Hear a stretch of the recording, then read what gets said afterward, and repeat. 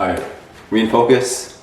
Okay, we're good. Alright, what's up everybody? Welcome to today's video. And today we're going to talk about how you can make lean gains or gain muscle without gaining any fat, or at least minimal body fat.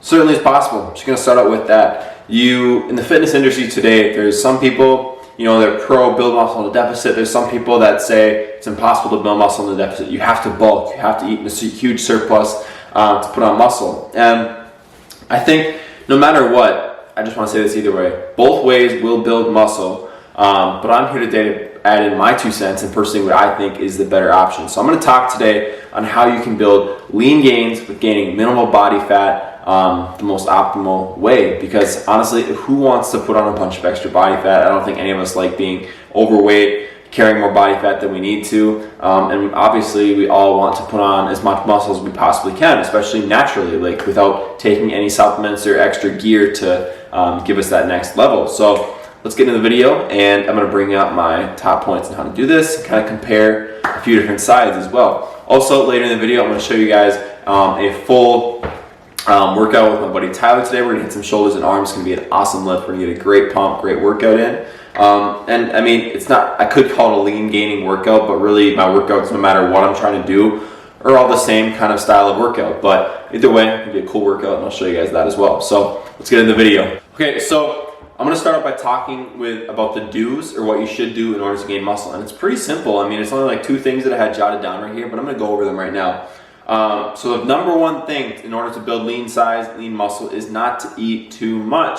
Obviously, if you eat too much, you create a big calorie surplus. The more of a surplus you're eating in, the more calories you're consuming than you're burning off in the day, the more of those calories are going to be stored as body fat. Therefore, you're going to get more fat on your body. We don't really want that. So what I recommend is, I personally recommend eating at like maintenance. Or if you're someone who's not too much body fat, eating a slight surplus of maybe like 100 or 200 calories. Very little, but you don't need a whole lot of calories to build muscle.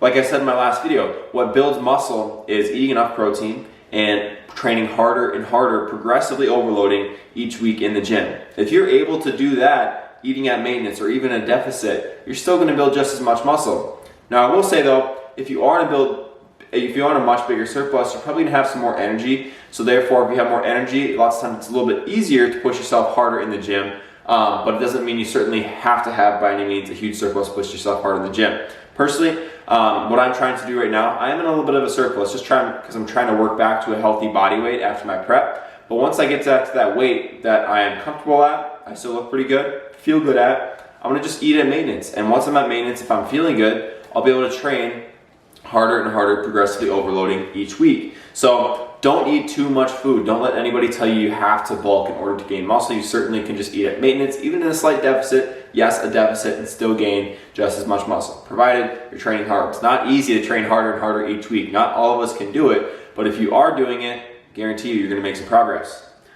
Next thing to do, obviously, is just train harder, like I've just been mentioning here.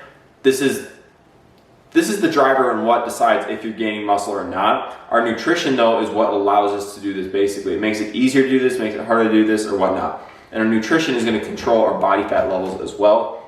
So that's just why we don't want to be eating too much, to keep that body fat level low.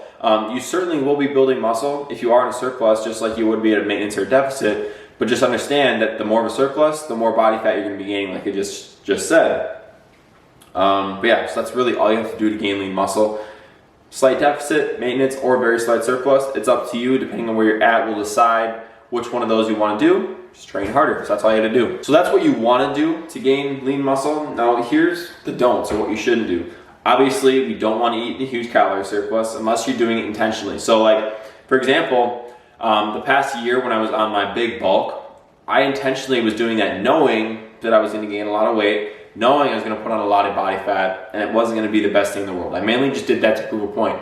Yes, I still made some certain significant muscle gain progress, nothing crazy, but significant, but it wasn't worth it to me, because I would have much rather just stayed a lower weight and made relatively the same amount of progress and not have to deal with all the mental struggle that comes along with putting on 35 pounds of extra weight. Like, honestly, the hardest part of that was just feeling so self-conscious and insecure about myself. Because I was at a point where I was very insecure by having all that extra weight on myself. No, I looked normal, I looked fine, like better shape than probably 90% of the rest of the world, but it's like, for me, it was something I was uncomfortable with, and it was very hard, and it's just something that's not necessary in the first place. So why would you even do it and put yourself through that mental battle?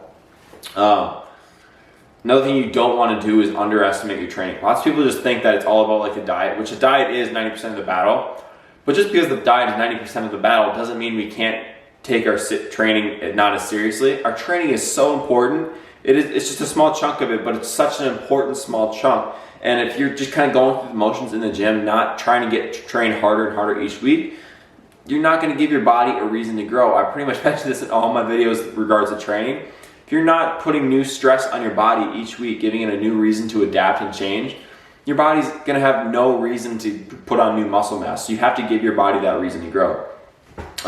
So those are the don'ts that I had written down. Again, not too much. It's a pretty simple thing. It just comes down to, again, consistency, having patience, and just knowing what you're doing is correct and trusting that process. Hard thing with anything. People expect to gain like 15, 20 pounds of muscle in a year. It's completely unrealistic, especially if you're not a beginner. Beginners with great genetics, they could maybe do 12 pounds in a year naturally. If they have good genetics, say if they have not as good genetics, maybe 5 to 8 pounds in a year. Not a whole lot of muscle if you really think about it. So don't make your expectations so high that if you don't meet them, they're gonna just like cause you to quit. You can't do that. Set high but modest and like realistic goals for yourself. Yeah, so just, you have to have patience with it. It's a slow grind. Someone like me, this will be probably my fourth off season from Mountain to Prep. Realistically, 2 to 4 pounds I could gain, maybe, of pure like lean muscle. So that's why, another reason why I'm not going through this huge bulking phase, putting on another 20, 30 pounds of mass when 2 to 4 of those could realistically be muscle. So why would I do that to my body? Makes no sense at all. So just be very patient. It's a slow process, and you can't really determine when and where and how it's going to take place. Like I can't just say like, I'm gonna gain exactly 0.5 pounds every week, and that's gonna equal up to 2 to 4 pounds of muscle. It doesn't really work like that. Sometimes my weight will stay the exact same for 2-3 weeks, and all of a sudden I'll have like a 2-week stretch where I'll go up a pound. And it's like, you can't even then, you can't really say it's exactly muscle, but your weight's never gonna be this complete linear process. Yes, if you look at it over time, it will be linear, but it's not like it's gonna be for a day-to-day, week-to-week linear line like that, if that makes any sense. But yeah, so now I'm gonna talk about an example of like a person who is dieting and gaining muscle, a person who is maintaining and gaining muscle, and also a person who is in a bulk or a big surplus and gaining muscle, and kind of explain how it all kind of like levels out in the end and comes about the same kind of goal. So I want to talk about and give like an example, very realistic example that you can really apply and think of when you're trying to decide between like dieting, maintaining, gaining, whatever it may be. And in the end, it's ultimately all going to come out to about the same amount of progress. Yes, you need to think about this.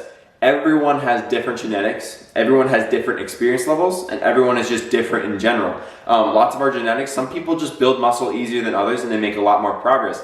You might be working harder than me, but you have shittier genetics, so you're not going to gain as much muscle than me. I personally consider myself one of the hardest workers I know in regards to like training, nutrition, stuff like that. But even then, even if I work my ass off, there still might be some guy in the gym who's twice my size and doesn't work nearly as hard. Straight up, that's just genetics for you, and genetics play a huge role in it. But either way though, don't get caught up in what everyone else is doing. Look at it for yourself and what you can realistically do with yourself, and that's what you should be striving for. That's what you should be proud of, not what everyone else is doing. So think about yourself, worry about yourself, don't give a crap about what anyone else is doing. So to start off this comparison here, we're gonna have a person who's dieting.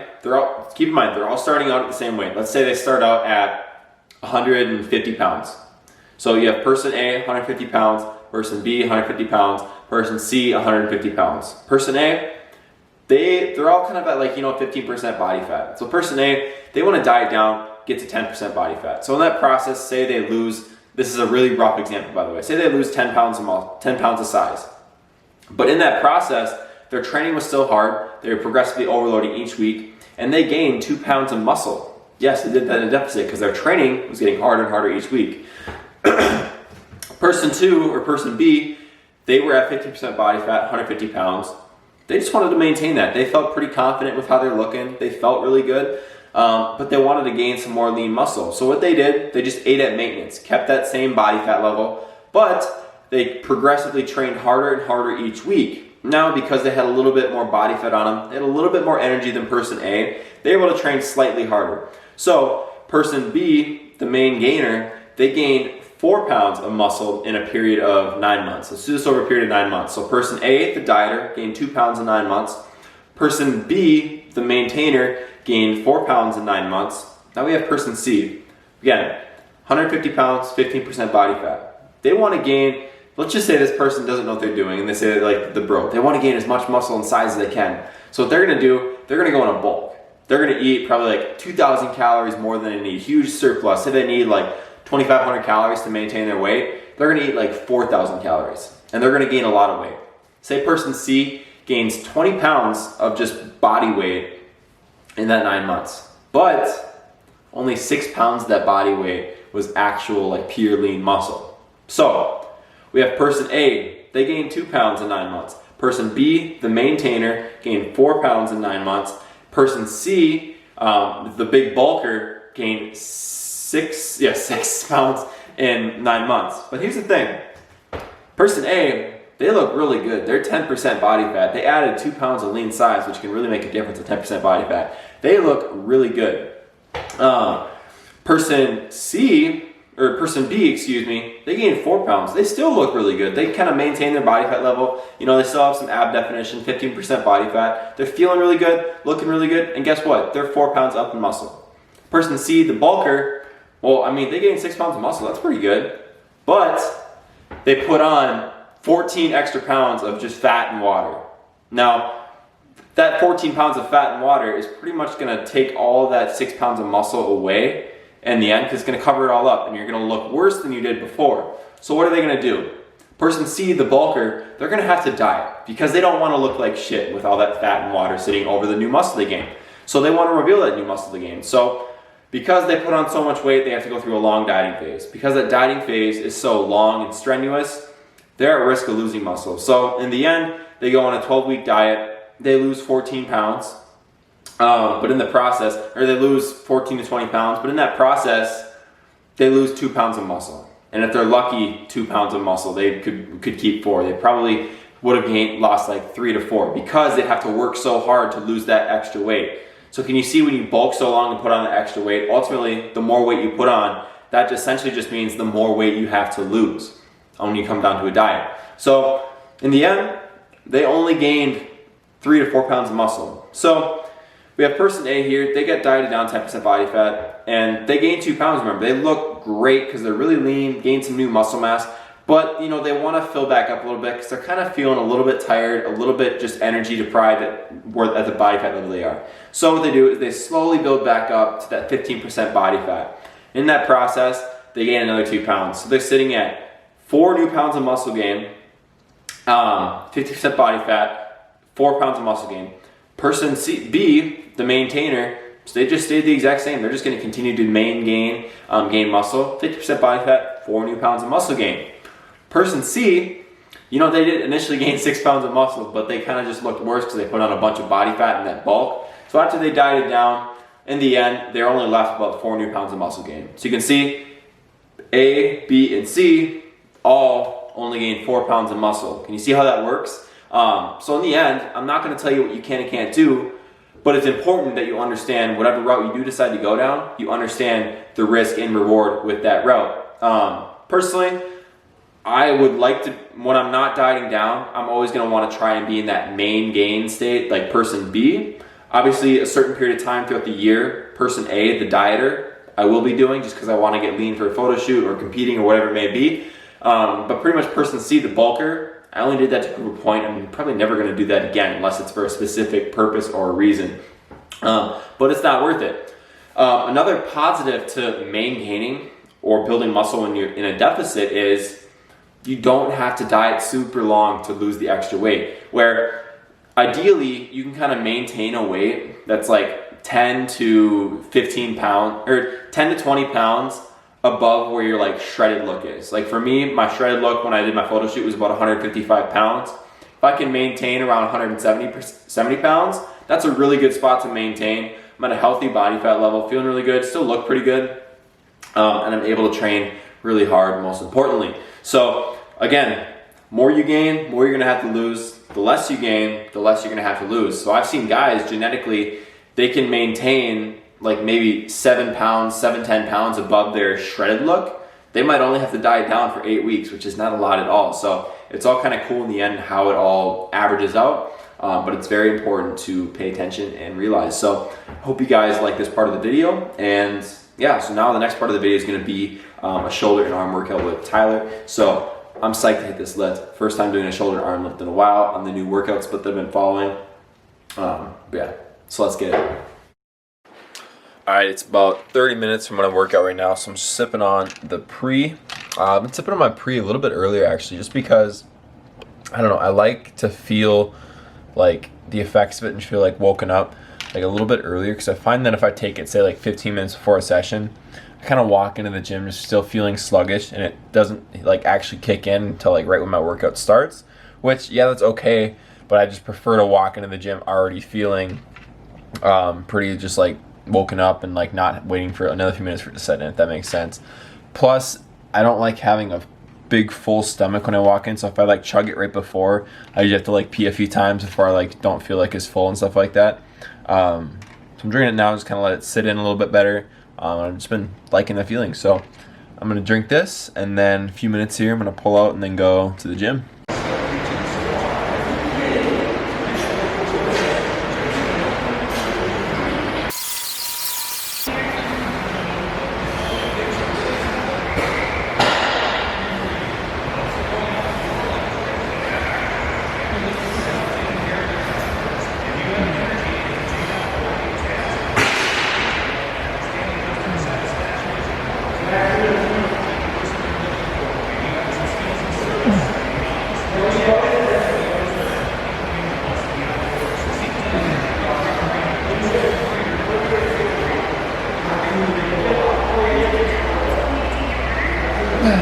That's good.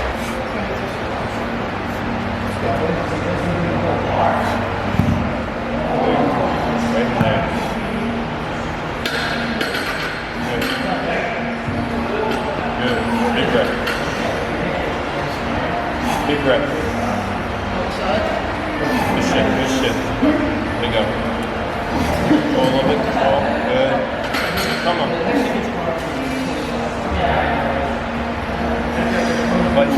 Fight. Alright. Good shit.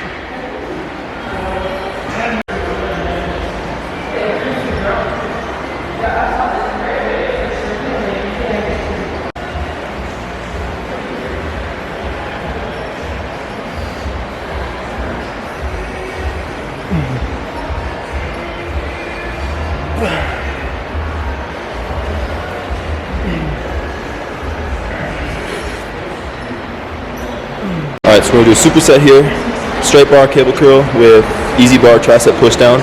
We're doing one big set here, we just got warmed up. We're working to 100 reps, so we're going to do it with the curls, minus kind of failure, triceps, minus kind of failure. We're going to keep doing that until we hit 100 total reps. It's going to be a nasty pump, super high intensity, super high volume. Let's get it.